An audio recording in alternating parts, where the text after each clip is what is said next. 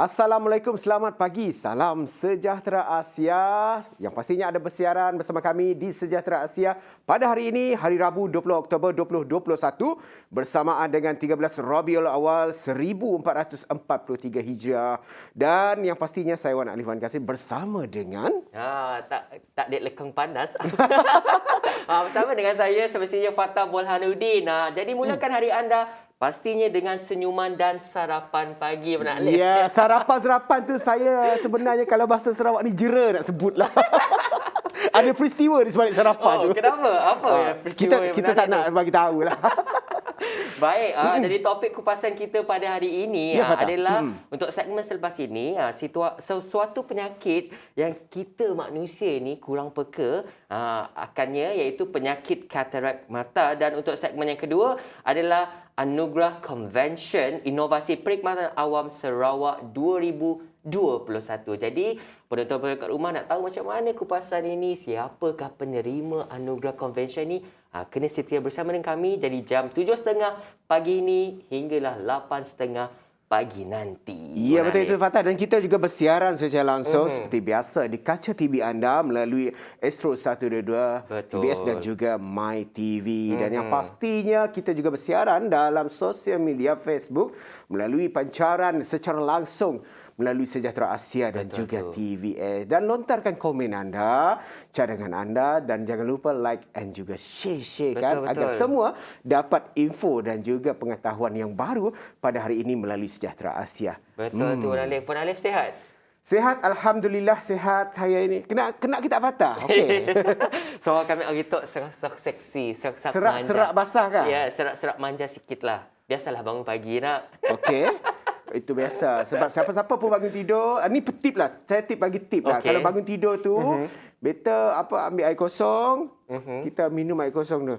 Sebab kadang-kadang masa kita tidur tu, kita dah keluarkan, dah badan kita mengeluarkan, mengeluarkan semua tenaga. So, nak minum air kosong tu sebagai hidrat balik kita punya tenaga. Boleh minum air cola lah. Ni boh nak minum air benda macam minum air kosong baru ada tenaga. Kata kutip. Okey, tapi macam biasa sebelum kita nak berdiskusi bersama tetamu jemputan kita. Jadi kami nak kongsilah juga serta info-info yang terkini buat penonton-penonton kesayangan Sejahtera Asia. Jadi apa info-info, news-news yang terbaru ni, Wan Alif? Apa dia? Info-info. Info-info ataupun kupasan topik-topik menarik ini, iaitu hari ini ataupun semalam di mana Yang Berhormat YB Abdul Rahman Junaidi berjanji akan usaha bersepadu bagi menyantuni golongan aktif vaksin tu.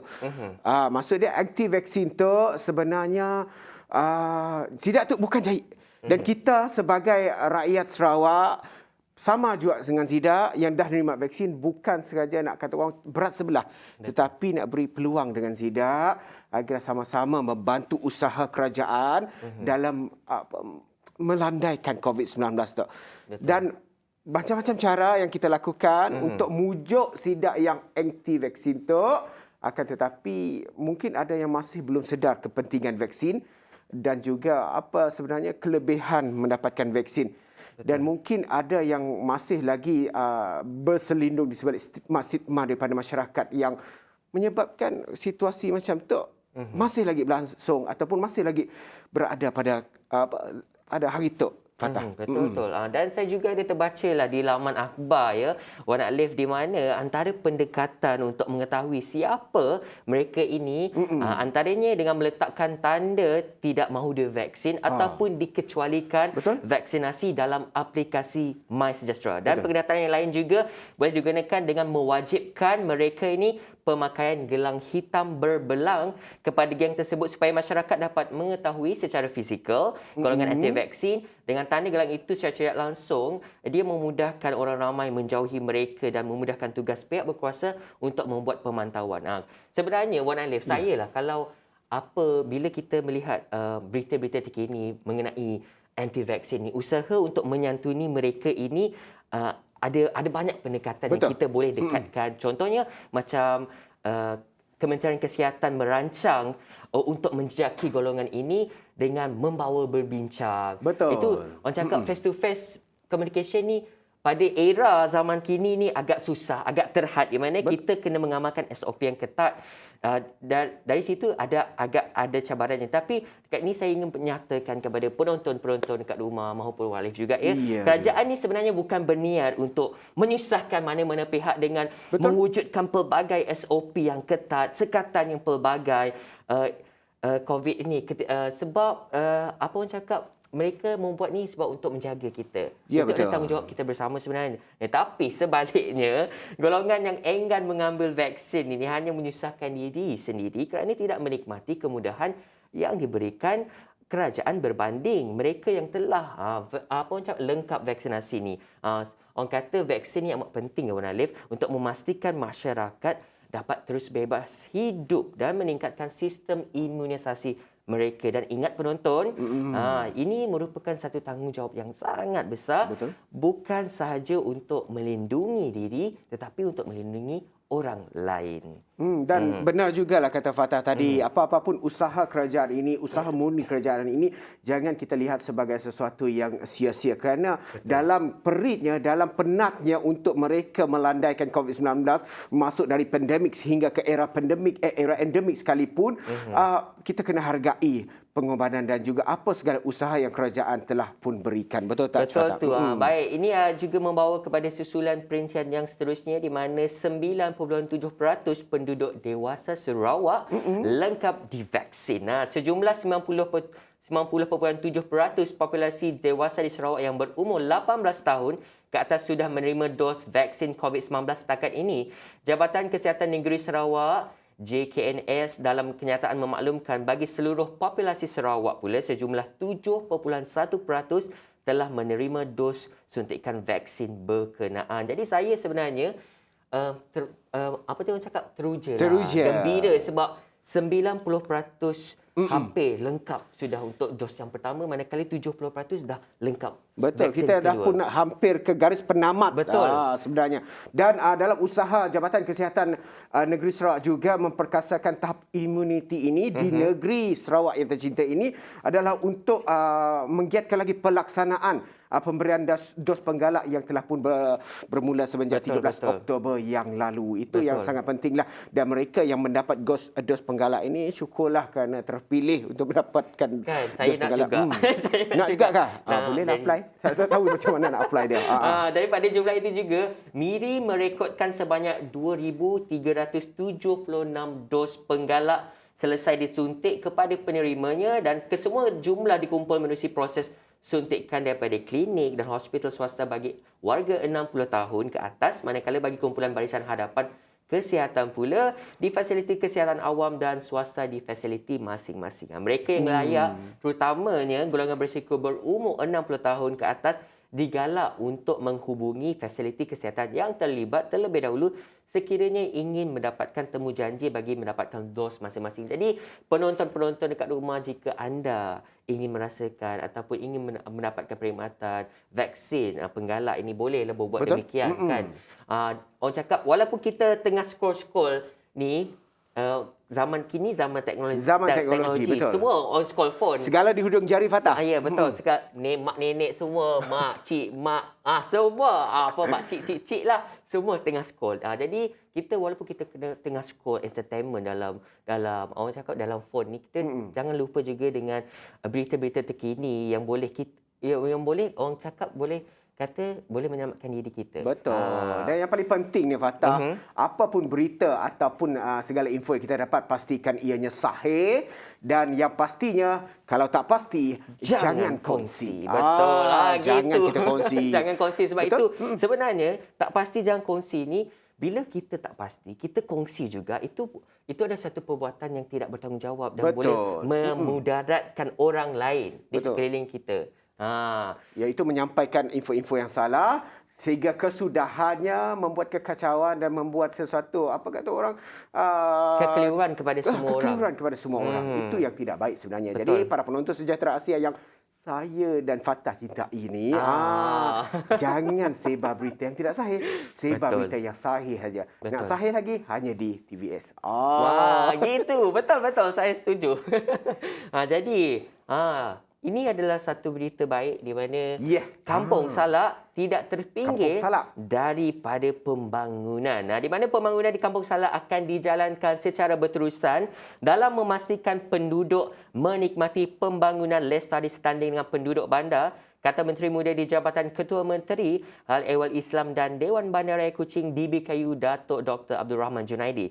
Terletak di sebuah pulau, Kampung Salak tidak ketinggalan dalam pembangunan berbanding penempatan yang terletak di bandar. Menurutnya, kampung yang terletak di sebuah pulau ini majoritinya didiami oleh nelayan tersebut turut mempunyai kemudahan asas seperti elektrik, bekalan air dan telekomunikasi. Kalau dibandingkan Kampung Salak dengan kampung-kampung lain ni, selama ini tidak jauh bezanya sebenarnya. Walaupun kampung ini tidak ini terputus daripada tanah besar sebab dia di tengah pulau, itu tidak menandakan mereka tidak sama dengan bandar, kan, Wan Alif? Maksudnya bukan maksudnya mereka di pulau, mereka tidak dapat fasiliti pasarana yang harus mereka dapat, tetapi inilah kerajaan negeri Sarawak yang cakna dan juga prihatin dalam merancangkan pembangunan sesebuah kawasan di terutamanya di Kampung Salak, sebuah pulau yang saya rasa Kampung Salak ni memang keistimewaan dia hasil laut dia. Saya suka sangat hasil laut dia. Walaupun berada di luar bandar, pembangunan bukan sahaja dilihat di bandar tetapi tempiasnya dapat kita lihat di luar bandar dan di pulau-pulau seperti contohnya Kampung Salak ini. Betul. Cakap bukan kita memfokuskan juga kepada Kampung Salak. Ada lagi pembangunan di luar bandar yang telah dinaik tarafkan, ya Wan Alif. Kita pasang alat telekomunikasi sebab kita inginkan apa orang cakap sejaring, sebaris dengan di bandar dan di luar bandar tidak ada yang bazar pun, tidak ada yang beza ya. Agar mereka di luar bandar ini bukan sahaja sebagai pemerhati bagi pembangunan yang berada di bandar, bahkan mereka boleh saja menikmatinya dengan adanya pentadbiran kerajaan, terutamanya kerajaan negeri Sarawak yang pada hari ini. Dan insya-Allah Sarawak akan maju menjelang tahun 2030. Insya-Allah itu semuanya kalau kita bekerjasama, insya-Allah satu goal itu memang akan tercapai. Dan saya ingin kongsikan Kampung Salak ni juga ataupun nama panggilannya. Apa ya? Nama panggilan Kampung Salak tu adalah Pulau Salak.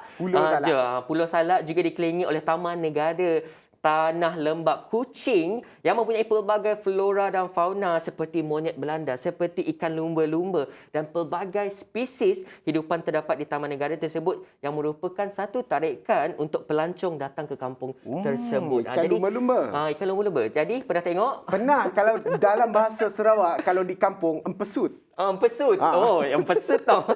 Jadi banyaklah perkara sebenarnya boleh kita lihat di Kampung Salak ni, dan pelawat juga boleh datang dan melihat keindahan alam semula jadi yang terdapat di kampung tersebut. Betul itu, Fatah. Dan sebagai menghargai segala usaha murni kerajaan negeri Sarawak melalui pentadbiran Yang Amat Berhormat Ketua Menteri kita yang pastinya mereka ini tidak lepas pandang. Semuanya diambil semata dan yang pastinya pembangunan yang diberikan itu boleh nikmati oleh penduduk di sekitarnya, terutama di luar bandar. Betul. Dan ini juga membawa kepada perincian yang seterusnya.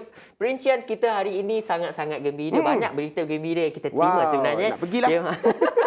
Di mana Kampung Budaya Sarawak bakal berwajah baru. Kampung Budaya Sarawak yang bakal berwajah baru dilihat sebagai satu usaha untuk menarik kunjungan lebih ramai pelancong. Kerja menaik taraf dilakukan bagi memberi pendedahan lebih mendalam tentang kehidupan masyarakat etnik di Sarawak. Di mana Kerajaan Persekutuan menerusi Kementerian Pelancongan Seni dan Budaya Malaysia MOTAC memperuntukkan 5 juta bagi menaik taraf infrastruktur di Kampung Budaya Sarawak (SCV). Menteri Pelancongan Seni dan Budaya Datuk Seri Nancy Syukri berkata, peruntukan ini adalah sebahagian daripada 20 juta yang diluluskan menerusi Belanjawan 2021 pemberian kemudahan projek khas, projek-projek di bawah peruntukan Kampung Budaya. Selain Sarawak Wan Alif, saya nak juga bagi tahu penonton-penonton dekat rumah, 3 lagi negeri iaitu Negeri Sembilan, Terengganu dan Melaka juga turut menerima peruntukan ini bagi tujuan sama, iaitu menaik taraf kemudahan produk pelancongan bercirikan kampung budaya. Ya, bila sebut pasal kampung budaya, Fatah, Betul. saya teringat dengan sebuah dewan tu, Dewan Legenda. Di mana Dewan Legenda tu boleh menempatkan 250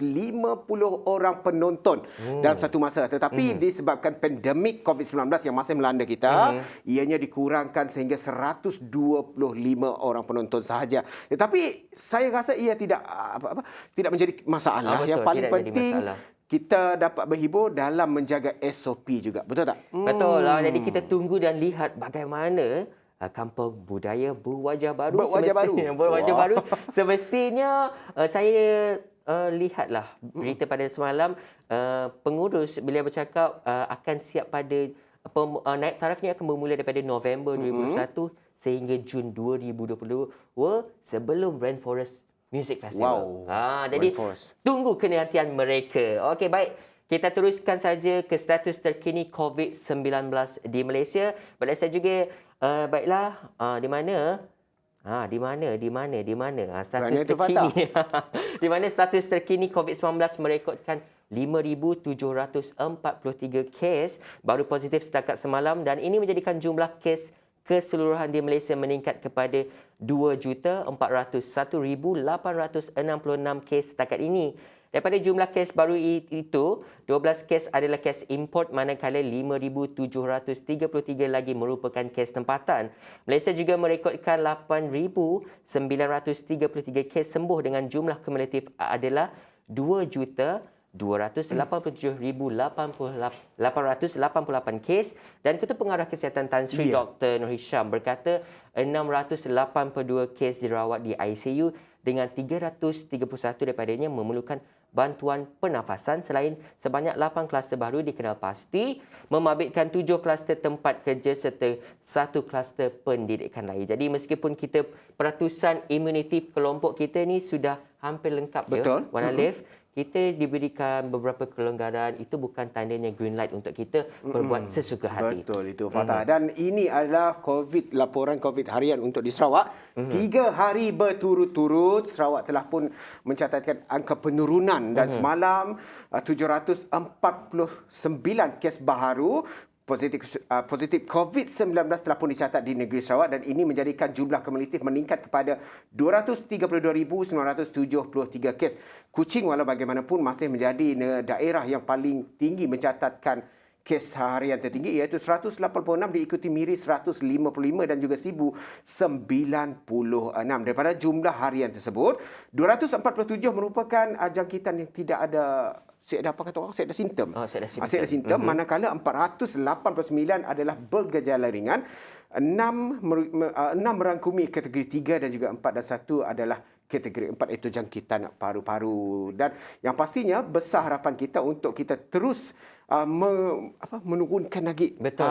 Melandaikan lagi. Dapat kita orang Sarawak tu melalui siaran Sejahtera Asia hari tu, walaupun dah diberi kelonggaran, pastikan kita sama-sama jaga SOP, kita dapat kosong kes COVID di negeri kita. Betul. Kosong, bukannya 1-0. Jangan 1-0. Jadi setakat tu ajak perkongsian info-info. Kami dua pun nak berehat dulu, ambil minum kopi dulu. Jadi jangan ke mana-mana, hanya dalam Sejahtera Asia.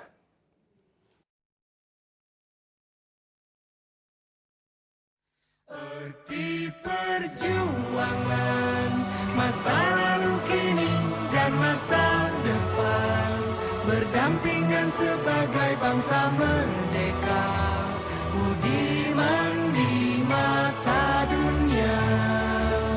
Semesta bergema, suarakan syair pelbagai budaya, pelbagai bangsa membina saksama.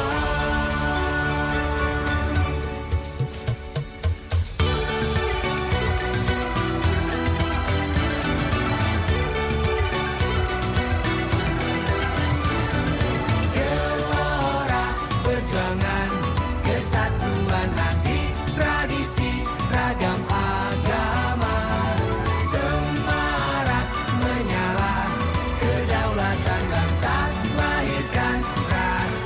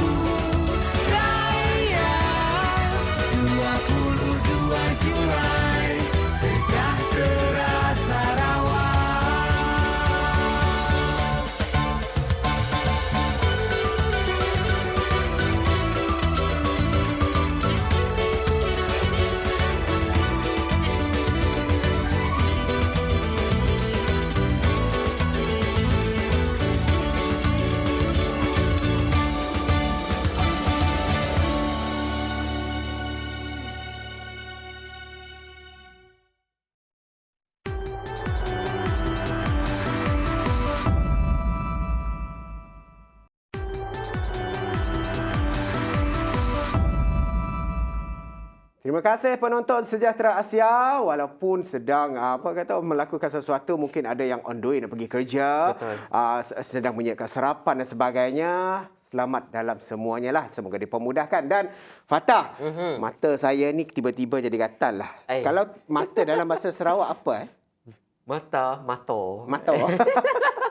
Tapi ada satu ayat tu, kalau sebut mata tu adalah bigi ancah. Bigi ancah. Bigi ancah. Tahu tak? Fatah tahu tak? Okey, tahu. Bigi mata ancah. Mesti Fatah tahu. Orang Sarawak kot mungkin tak tahu. Betul. Itu berkaitan tentang topik kita, iaitu penyakit ketarak mata. Betul. Yang pastinya kita akan bersama dengan Dr. Tiong Kiew Eng, iaitu pengarah perubatan oftalmologi Hospital Umum Sarawak. Hello doktor, selamat pagi. Selamat pagi semua. Selamat Apa khabar, pagi. doktor? Sihat? Sehat. Doktor memang sihat ni. Mesti sihat. Kita Betul, doktor mesti sihat. Dan yang pastinya hari ini, hari kata orang tadi, pembukaan baru. Macam kita bangun tidur, kita akan buka mata. Yang paling penting, saya nak bagi petua ni. Betul tak betul, saya tak tahulah doktor. Petua ni kalau kita bangun pagi, kita kena tengok benda yang hijau. Betul tak doktor? Biasanya kita akan menggalakkan semua orang lah. Kalau boleh, cuba pergi outdoor lah. Kita maksudnya tengok green, macam you cakap lah. Tengok benda yang hijau, pergi outdoor, exposed to the sunlight, and ini akan bantu kita dalam mata kita jugalah. Ya, betul. Itu petua untuk merawatkan mata. Sebab apa? Sebab zaman sekarang, kalau buka je mata tengok phone. Buka je mata tengok phone. Better buka mata, buka jendela ke, buka pintu, tengok kehijauan. Kalau ada hijau lah. Kalau tak hijau macam mana? Kalau tak ada hijau, buat-buat cari pokok hijau ke sebelah kiri ke kanan. Jadi doktor, untuk pembuka bicara lah, mungkin Dr. Tiong boleh terangkan katarak mata dengan lebih lanjut lah. Ya, betul. Apa tu sebenarnya? Okey. Jadi kita hari ini akan bincang tentang cataract lah. So cataract is one of the most common cause of blindness in the world. So cataract is arises from the Latin word which is cataracta, which means waterfall. So it is due to the white appearance of the rapid flowing water. So cataract is a condition when our clear lens here, this is the eye model, our clear lens here become cloudy. So in a normal condition, when we look at something, the light enters to the front of the eye through our lens, and it focuses at the back of our eye. So from at the retina, so that we can see clearly, right? So when the lens becomes cloudy here, so it affects our vision. Imagine that you are looking through a frosted window when the view outside the window is become hazy. So cataract is one major cause of the reversible blindness in worldwide. Yalah, merupakan Selaput mata. Selaput mata. Seliput pula. Seliput tu siput. Selaput mata. Betul. Maaf ya doktor. Bahasa-bahasa kedoktoran bah. Ya, betul. Ya, betul. Dan doktor, salah satu punca menyebabkan berlakunya katarak mata ataupun peningkatan usia, mungkin dari sudut peningkatan usia ataupun penuaan, dan ataupun ianya adalah satu bawaan sejak lahir. Adakah faktor lain boleh dikaitkan untuk penyebab katarak mata ni, doktor? Yeah, you're totally right. So the most common cause of cataract is aging. So congenital cataract is another common cause that cause poor vision in the pediatric group. Kanak-kanak. The other causes of cataract include trauma to the eye. Maksudnya kecederaan. So trauma to the eye, it can lead to the cataract formation, and this condition actually increase the complication during the cataract surgery. So usually we will advise all the patients that we will have to use the eye shield or eye goggle to protect our eye while we're working, especially we're handling with the metal, iron or wood, things like that. So another common risk factor for cataract is diabetes mellitus. Kencing manis, ya. So diabetes mellitus is a disorder when our body cannot produce enough or respond normally to the insulin, so causing our blood sugar to be abnormally high. So this high glucose level in the eye can cause cataract formation and also other diabetic eye disease.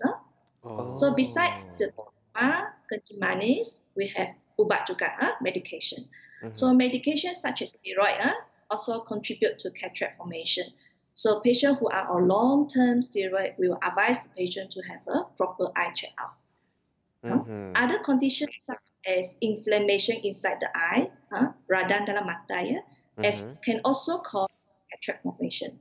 So congenital cataract can be due to a genetic issue or infection during the pregnancy, such as rubella, or it is present birth.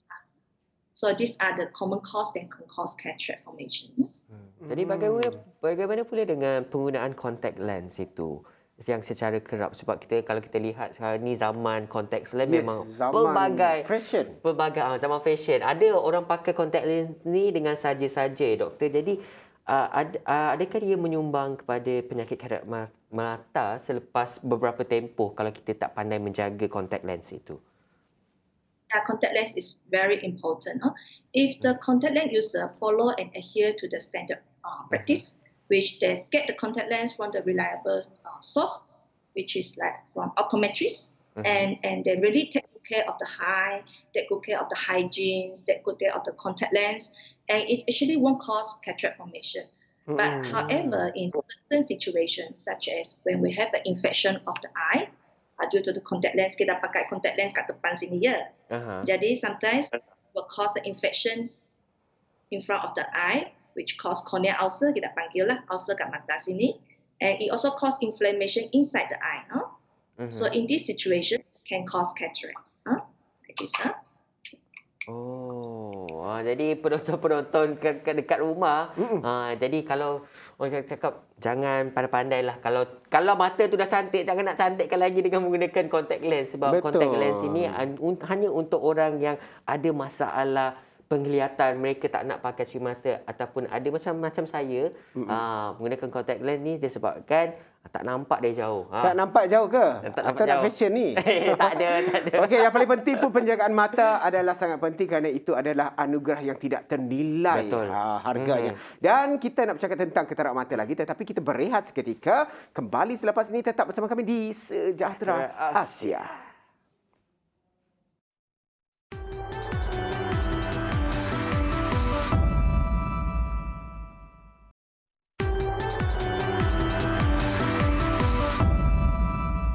Baik, terima kasih kerana setia dengan kami berdua yang kacak lagi bergaya dalam Sejahtera Asia. Jadi kita masih pada topik yang sama, penyakit katarak mata bersama dengan Dr. Tiong. Jadi doktor, tanpa membuang lengah masa lah, apakah gejala utama peringkat awal untuk penyakit katarak mata ni? Adakah gejala tersebut sama untuk semua individu?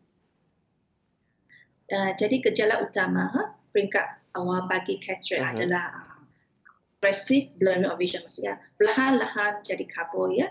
And usually it is painless lah, tak sakit lah.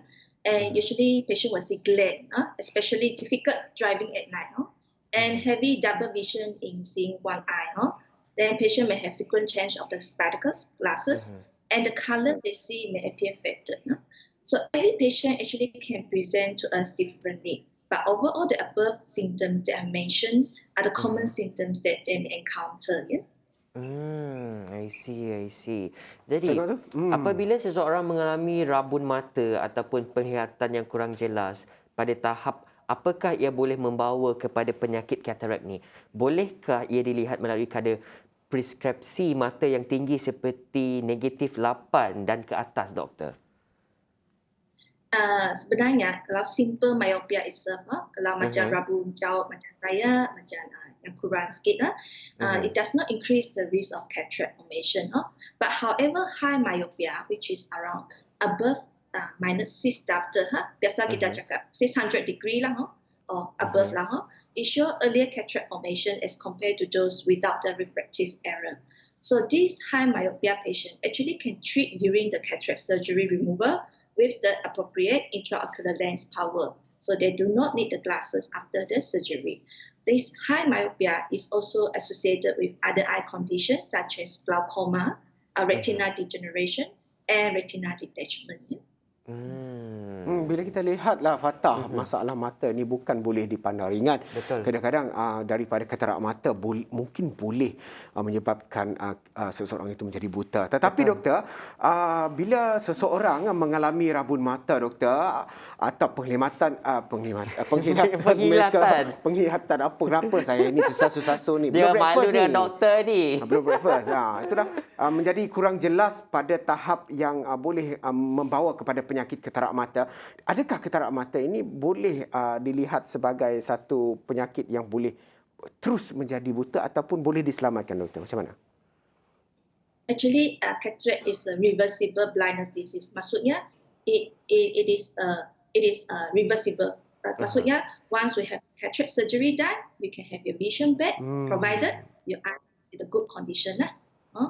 Jadi, tapi sekiranya ianya tidak dirawat ataupun seseorang itu enggan untuk merawatnya, apa kesannya doktor?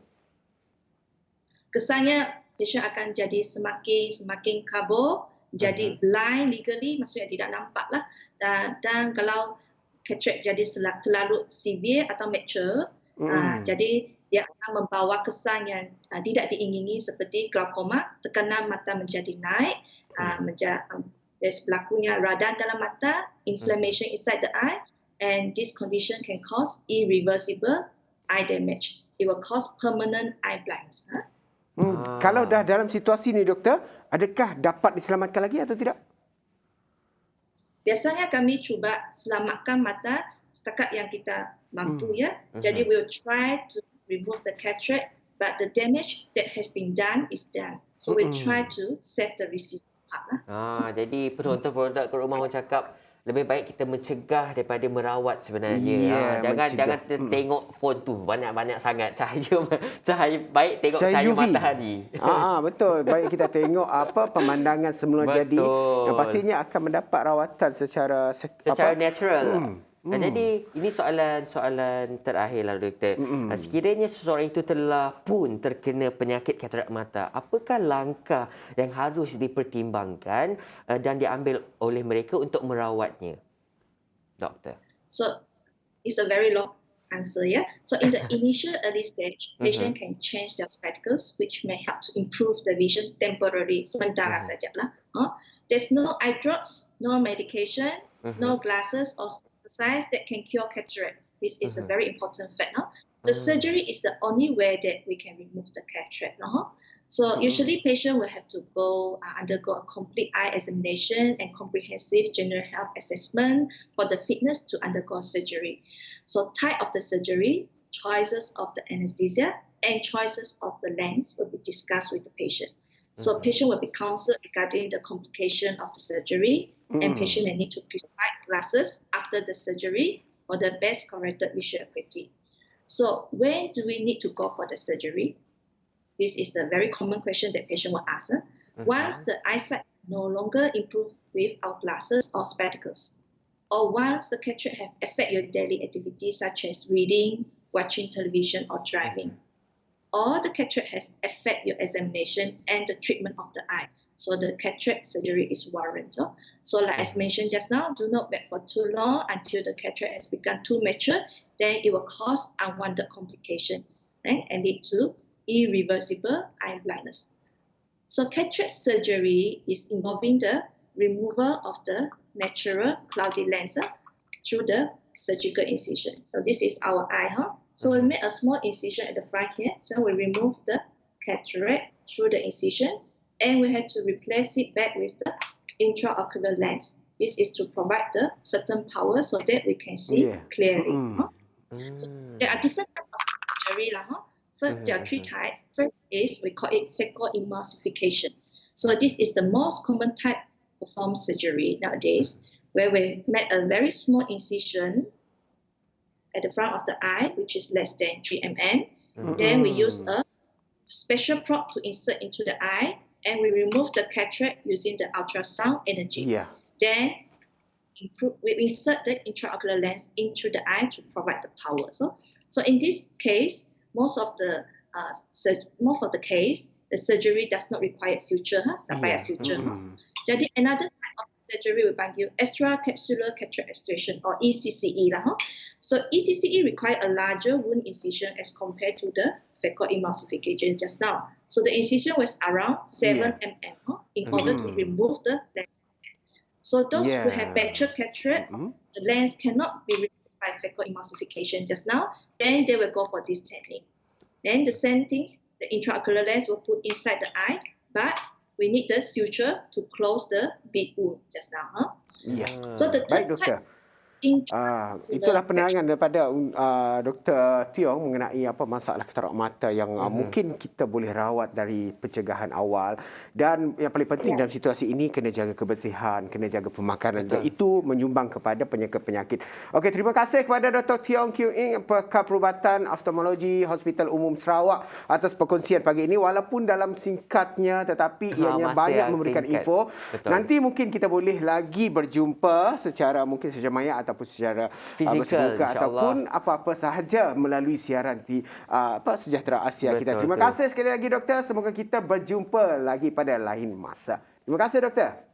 Jadi kita nak berehat ke Wan Alif? Ya, kita berehat seketika dan kembali selepas ini untuk topik yang kedua. Jangan ke mana-mana. Minum secawan kopi bersama Sejahtera Asia.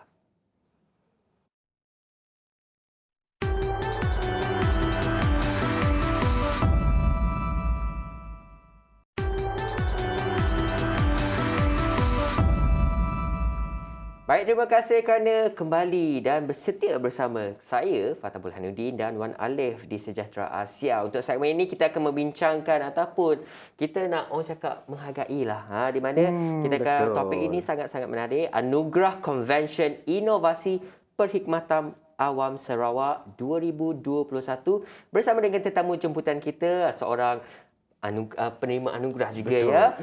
Tuan Dol Hadi Haji Mazuki, Ketua Penolong Pengarah Unit Pemodenan Perkhidmatan Negeri Jabatan Ketua Menteri Sarawak. Selamat pagi. Assalamualaikum. Waalaikumsalam. Selamat pagi. Dan Sihat? salam sejahtera. Sihat, Tuan? Alhamdulillah sihat. Walafiat. Macam mana di studio? Okey? Alhamdulillah sihat. Steady. Jadi, Anugerah Convention Inovasi Perkhidmatan Sarawak 2021 ini telah diadakan secara maya bagi meraihkan pemenang-pemenang yang bertanding di Convention Kumpulan Inovatif dan Kreatif KIK yang berlangsung dari 5 hingga 7 Oktober 2021 yang lalu. Jadi Encik Dohi merupakan salah seorang penerima Anugerah Inovasi Ketua Menteri 2021. Dol Hadi, maaf Encik. Jadi boleh kongsikan apakah rancangan tindakan ataupun strategi inovasi yang telah dilaksanakan oleh Tuan untuk mentransformasikan SES sehingga membawa kepada kejayaan ini? Okey, terima kasih Saudara Fatah.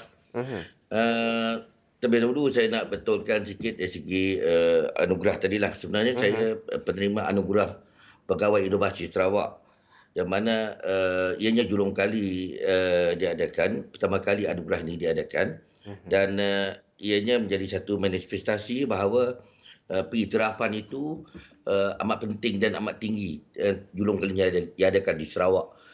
Dan berbalik pada soalan tadi, pada ketika inovasi dan kreativiti telah dijadikan salah satu daripada teras pelan tindakan SCS 1020, iaitu State Civil Service, perancangan 10 tahun tu, iaitu 10 pada tahun 2010 hingga tahun 2020, kita telah mengambil pendekatan menjadikan pembudayaan, inovasi dan kreativiti sebagai mekanisme dalam menerjemahkan misi Perkhidmatan Awam, yang mana misi Perkhidmatan Awam jelas mengatakan bahawa to deliver excellent service delivery through high performance team.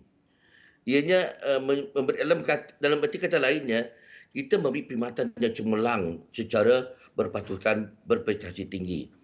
Dan untuk itu, kalau kita lihat dari segi maksud misi tersebut, iaitu ianya memberi makna yang begitu signifikan, yang mana Perkhidmatan Awam harus bergerak ke hadapan memberi perkhidmatan cemerlang, terutama dalam memberi penyampaian perkhidmatan kepada rakyat. Kalau kita lihat dari segi struktur sesebuah organisasi itu sendiri, kita ada dua level, management dan warga kerja dari segi operasinya. Dan kita telah memperkenalkan 2 inisiatif awal, iaitu KFA khas untuk pihak pengurusan ataupun Key Focus Activity, dan untuk warga kerja pula ialah KIK ataupun ICC, Kumpulan Inovatif dan Kreatif.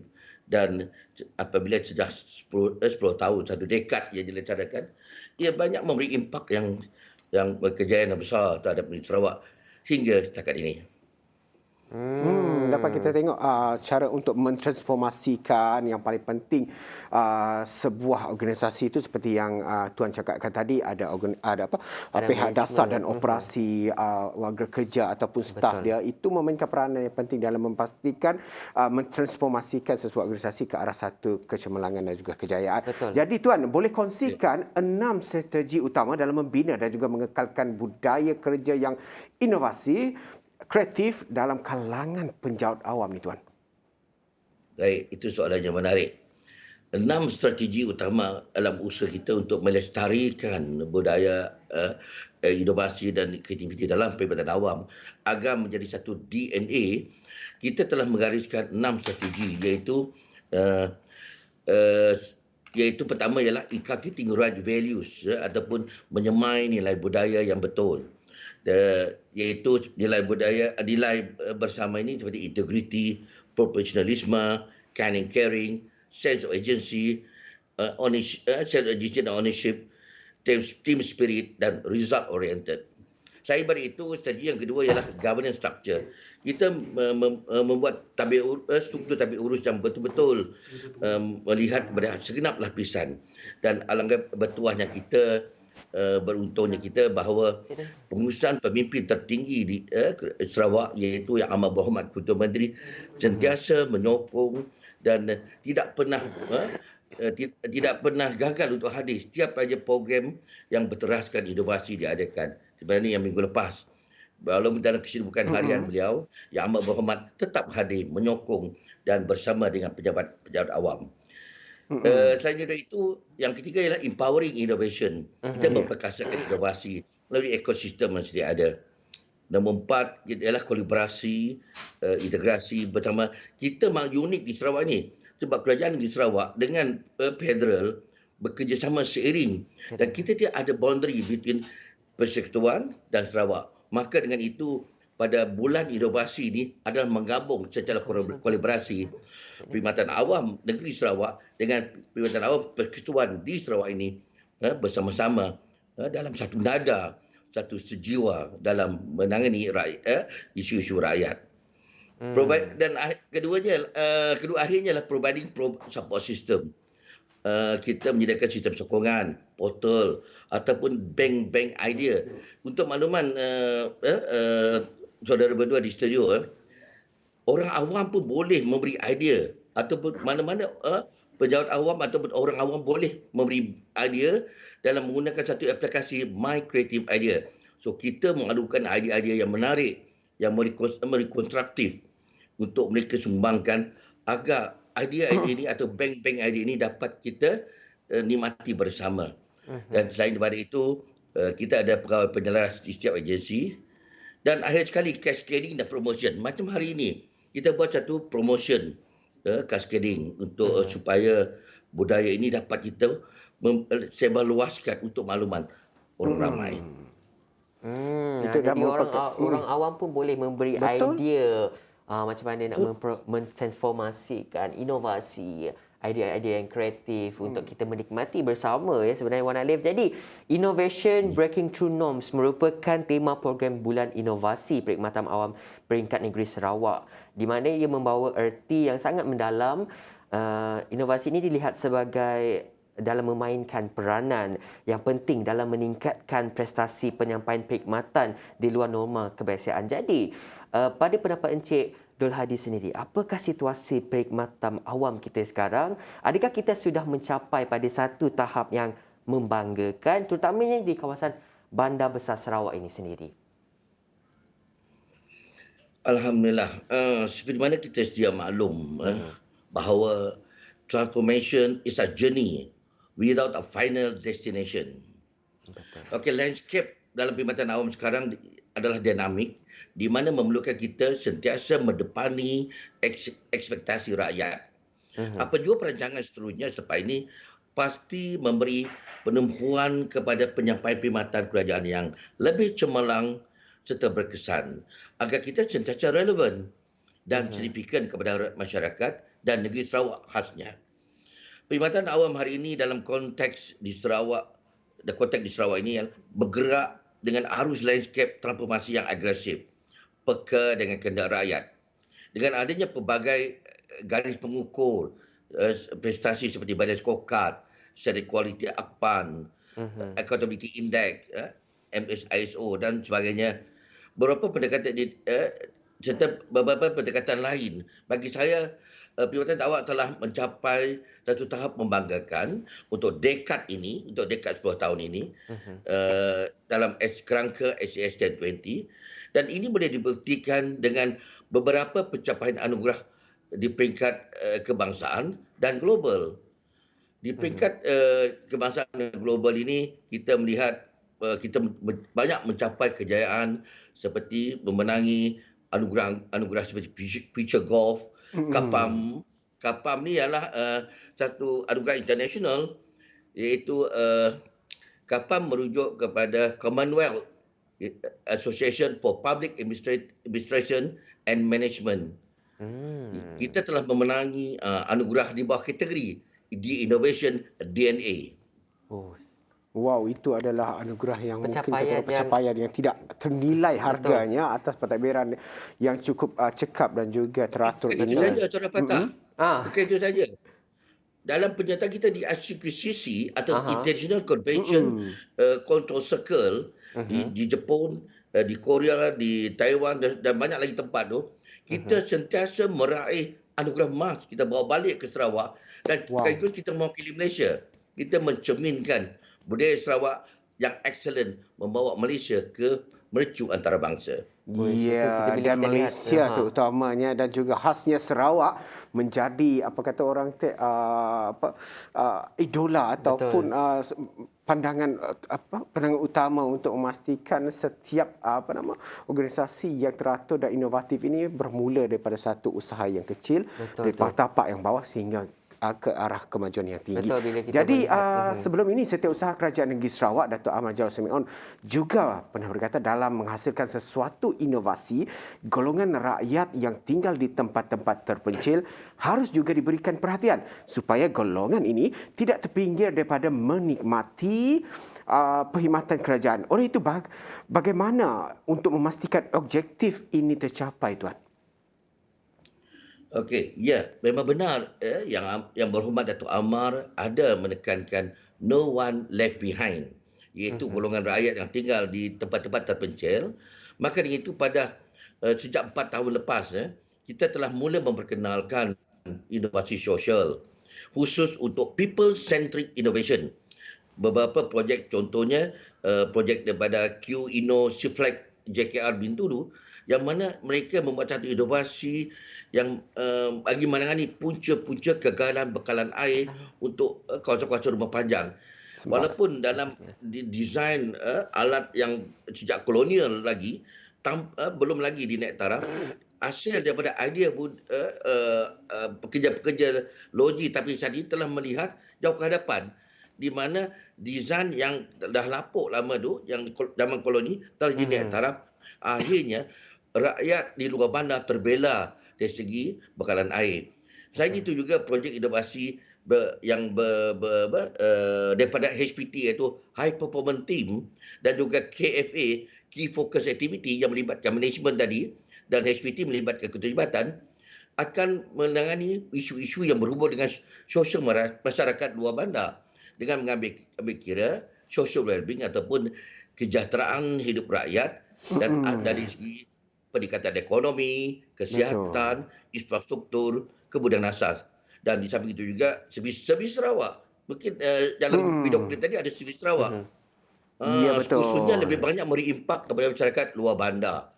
dalam memberi kemudahan berurusan dengan kerajaan. Ya, dan memberi Kita impak sentiasa- kepada jaringan luar bandar, kepada kerajaan yang sedia ada. Terima kasih kepada Tuan Dul Hadi Haji Marzuki atas perkongsian pada hari ini yang merupakan Ketua Penolong Pengarah Unit Pemedanan Perkhidmatan Negeri Jabatan Ketua Menteri Sarawak. Terima kasih tidak terhingga daripada kami di Sejahtera Asia. InsyaAllah mungkin kita akan boleh berkata beloyang kembali, lah berloyang ataupun lebih bercerita lagi panjang kerana sebenarnya. masa sangat Rantau mencuburi lagi. kita Tuan. Minta maaf sekiranya singkat gila masa tu. Apa-apa pun insya-Allah kita boleh berjumpa lagi pada masa InsyaAllah. yang akan datang. Terima kasih sekali lagi dan Sejahtera Asia berakhir di sini untuk hari ini. Yang pastinya segala informasi dan juga hiburan-hiburan. Hiburan, informasi terkini kami sentiasa bawakan kepada anda. Betul. Dan juga saya sebelum nak melabuhkan tirai saya Ya. nak adalah berkongsi sedikit ya. Di mana bukan setakat Cik Dul Hadi saja ada menerima anugerah. Jadi saya nak cakap secara ringkas, kita ada beberapa anugerah di mana anugerah Yukera Makri, di mana penerima anugerah ini adalah daripada kumpulan SWAN, Pejabat Pendidikan Daerah Sibu. Ada juga adalah anugerah inovasi digital. Kumpulannya Kenzin Say, iaitu Unit Integriti dan Ombudsman Negeri. Jadi banyak sebenarnya Betul. anugerah-anugerah yang negeri kita orang cakap tawarkan kepada kumpulan-kumpulan badan-badan organisasi ini. Dan Jadi, sebelum berakhir saya ada pantun. Ada pantun. Keluarga Malaysia tema rasmi untuk kemajuan hari dan juga negara kebangsaan. Pemimpin negara kita sanjungi membentuk negara menuju wawasan. Saya Wan Alif. Dan saya Fatah Burhanuddin. Daripada inspirasi, Kami kami cetuskan cetuskan inovasi. inovasi. Assalamualaikum dan bye-bye. Selamat breakfast.